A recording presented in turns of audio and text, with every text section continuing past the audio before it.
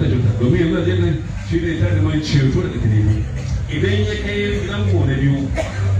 to ku da abin tausayi ba ta da ba ku da fita saboda haka ko ne yan pdp ku yi biyayya kawai ku yi sauraro ku bar yan siyasa balbela akwai ba sai ta balbela ku zama balbela me ne ne dan ne to akwai kuma da ka ba mu gonan suna yi ba sa kansa da wata da kake bukata saboda ka akwai sai ta balbela ko kuma sai ya bukata ko kuma dan sane a kasuwa baya sane ta akwai jama'a saboda haka ku sa ku fakar da ku muna nan idan bidiyo ta yi daidai na kuma da gyara ko muna fata da yadda wani bargin nan da ta kai furta da convention da kome muna fata cewa pdp ta gyaro da kuma sai magana shi ne inda yana magana tarihi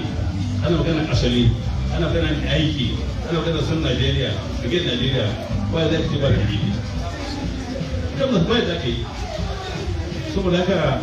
nan a sama kuma za a cin najeriya a shirin muke amma a jigawa a siyasance kwana a filin ku daren dam domin kar kuma da mutum da ke yi shi amma jiga ake ku yi ko da ke ba za ku yi ba ko haka ba kuna ta bai kyauta ba yau mun ga alherin ta saboda haka mu muna shirye muke mai zumunci da kowa a najeriya domin cikin najeriya shirye muke mu cewa